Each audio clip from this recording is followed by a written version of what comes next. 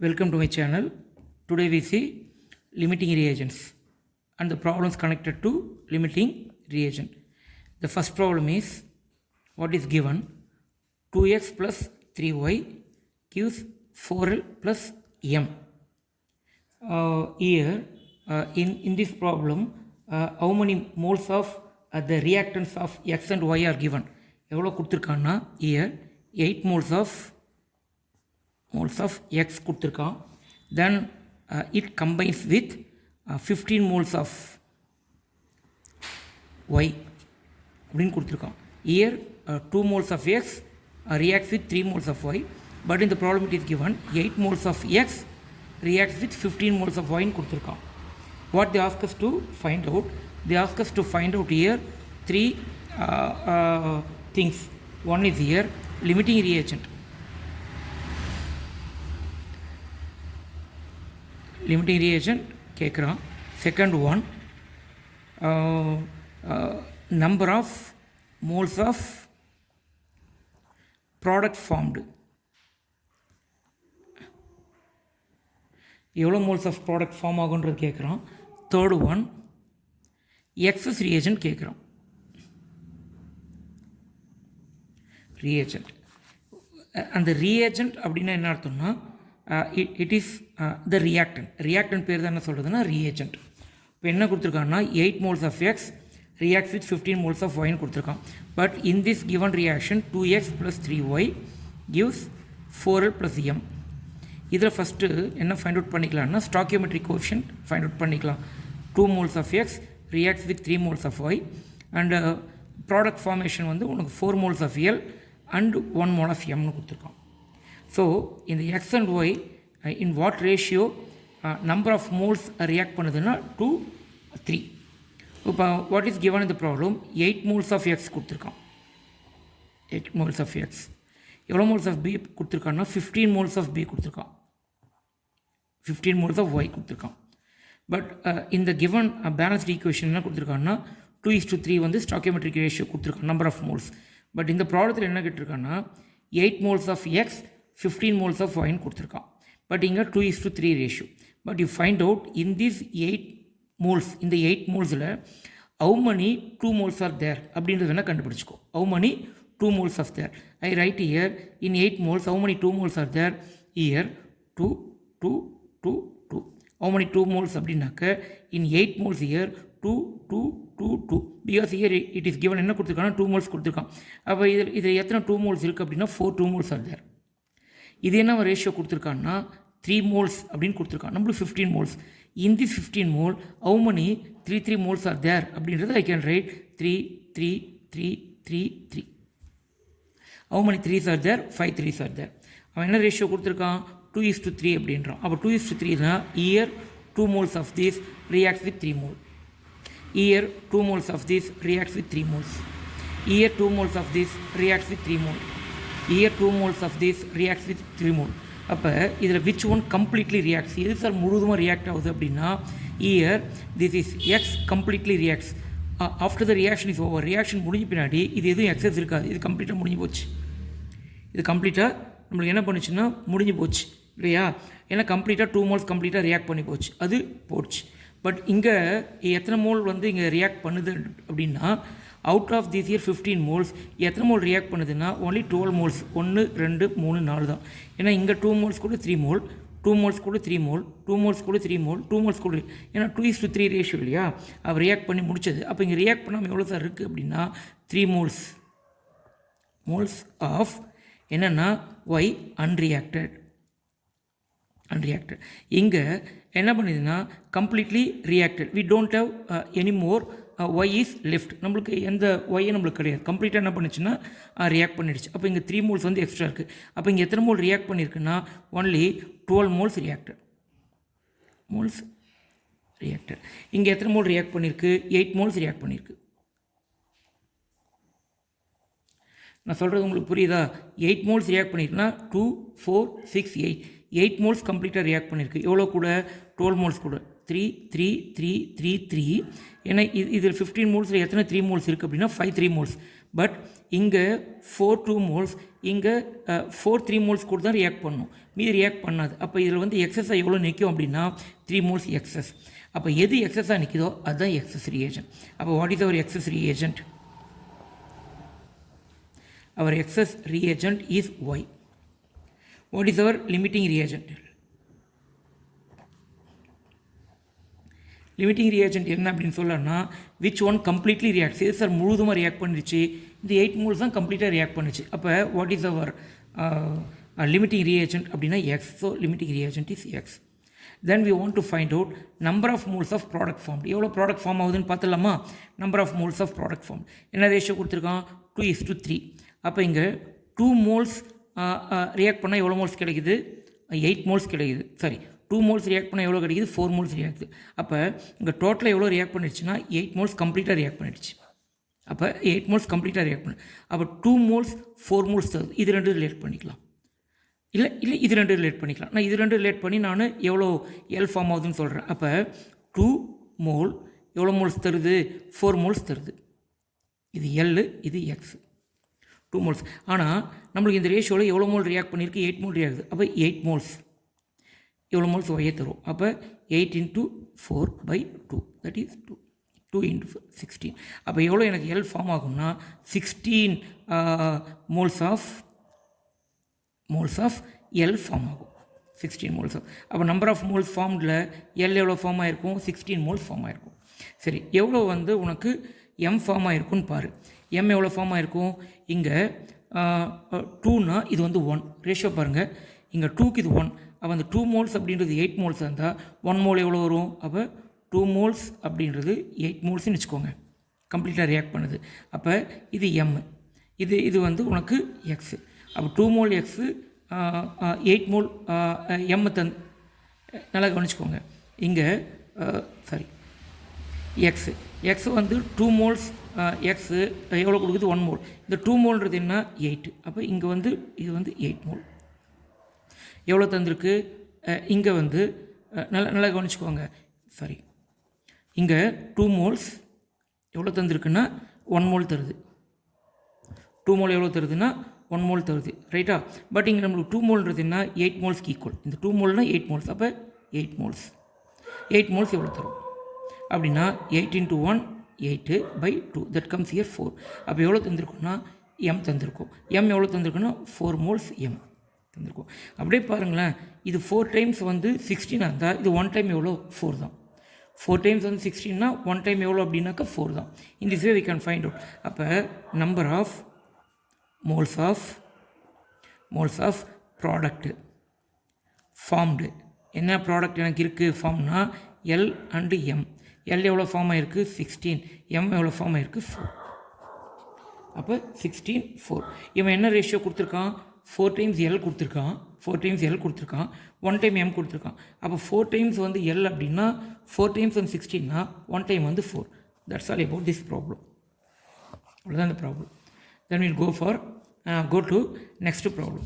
இப்போ நெக்ஸ்ட் ப்ராப்ளத்தில் நம்ம எப்படி கொடுத்துருக்கான் அப்படின்னா here one reaction is given. What is the reaction given here? Second ப்ராப்ளத்தில் ஒரு ரியாக்ஷன் கொடுத்துருக்கான். வாட் இஸ் த ரியாக்ஷன்னா ammonia NH3 reacts with carbon dioxide and it forms urea and water. What is the formula for urea? CO NH2 twice plus water. இப்படி கொடுத்துருக்கான் இல்லையா? I balance this equation. 2 nitrogens இருக்குது, I put here 2. அப்போ இது பேலன்ஸாக இருக்கும். 2 nitrogen 4 hydrogen here plus 2 6, 2 × 3 6, 1 carbon, oxygen here 1 2. இது கொடுத்தாச்சு. But here what is the here stoichiometry ratio என்ன இருக்குன்னு பார்க்கலாம். இது 2:1, இது 1:1. அப்போ 2 moles of ammonia reacts with 1 mole of carbon dioxide. எவ்வளோ மோல் எனக்கு யூரியா கிடைக்குது? 1 mole urea and 1 mole water. It is called the stoichiometry coefficient of this reaction. Reactant stoichiometry coefficient என்ன? 2:1. ப்ராடக்ட் stoichiometry coefficient என்ன? 1:1. But இங்கே என்ன அவங்க கொடுத்துருக்காங்கன்னா 646 gram of ammonia அப்படின்னு கொடுத்துருக்கான்.